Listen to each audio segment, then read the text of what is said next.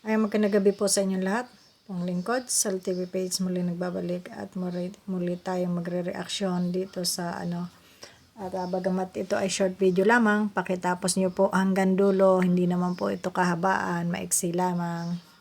At atin lamang sasagutin itong comment ni AIDS Alsola.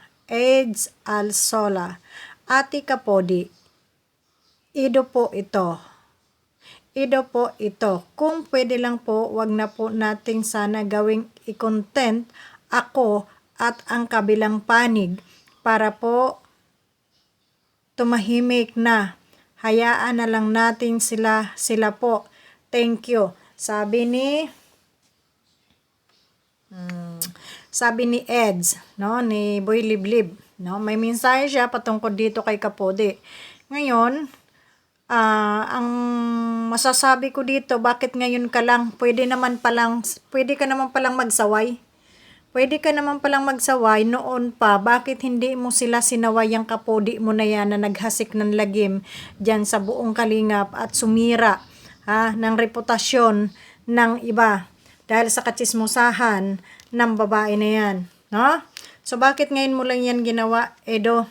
Di sana hindi na nabuyo ng pagpapatulpo itong kampo ni Beyonce kasi wala silang bashing na nababasa. Sa totoo lang, Edo, aminin mo man sa hindi, yung bashing nila, yung basher ni Beyonce, diyan nagmula sa kampo ni Kapodi sa walang habas nilang pagpupost sa kanilang mga social media account, doon nila nilalapa.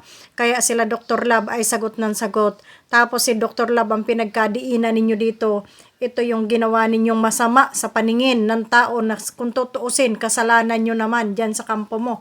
Kasalanan ng kampo mo yan. Na ang mga marathoners mo na yan. No? So, it's too late para sa akin. It's too late itong ginawa mo na panawagan dito kay Kapodi. Kaya mo naman pala magsalita ng ganito. Bakit noon hindi mo man lang masaway itong mga ito? Talagang namamayagpag at pinahamak ninyo dito si Beyonce. Pwede naman pala kayo magsaway. So ngayon natututo kayo magsaway dito sa mga ito dahil may mga kaso-kaso na kasi ang baba ng tingin nyo noon kay Beyonce.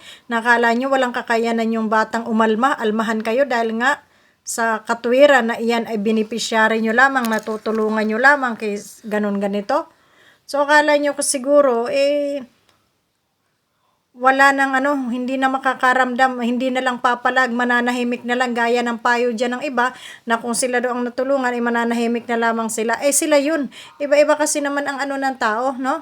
Iba-iba ang paninindigan at pananaw ng tao. Kung sila ay nakontento na sila ay natulungan, kahit sila ay nilamulamutak na dyan, kahit sila ay inalipusta, niyura ng kanilang dignidad, no? Ay okay lamang yun sa kanila, mananahimik lamang sila dahil nga sa anuhan na sila ay natulungan. Hindi naman ang tao, iba-iba naman ang ng tao, no? Iba-iba ang kaisipan ng tao.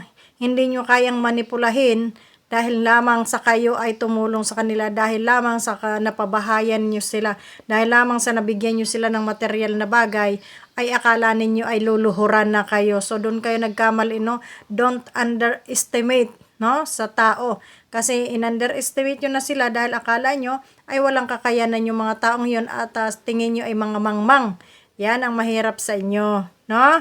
So ngayon, natututo kang manawagan dito sa sinasabi mong Kapodi. Ido po ito, ha? Pwede po siguro na wag na i-content, Wag na i-content. So marunong ka rin naman palang makiusap. Bakit noon hindi ka nakiusap? Bakit noon ay hindi ka nakiusap? Ay pwede ka naman palang makiusap dito. Pambihira ka. So mali itong iyong ginawa dito. Ngayon is huli na ang lahat. May buhay na kayong niyurakan, ha? May nasira na kayong dignidad. Na noon ay yung tawag nito? Pa-inosente effect ka pa. O ngayon, ikaw ngayon yung nagkukumahog. Pambihira ka. So, yun lang. Wag ka na magparapos ng ganito. Kausapin mo na lang yung Kapodi mo ng para hindi lalong nakakasama ng loob, no? Kaya nyo naman palang gawin ito, bakit ngayon nyo lang ginawa? Bakit hindi mo yan ginawa noon? Na pwede mo naman palang pagsabihan yung aso mo dyan na tahol ng tahol, na banat ng banat. kunyari, pag sa live, ang bait-bait, hindi ko naninira sa pamilya ni Beyonce, pero pag nasa Facebook page, lahat ng kadidemonyohan na andon, lahat ng pangyuyurak na andon, lahat ng pangalipusta na andon. Hindi niya masawa yung kanyang mga kasamahan doong isa pa rin mga siraulo. Hindi sila magkamayaw. So, yun lang. Maraming salamat at thank you very much sa inyong lahat. Bye-bye.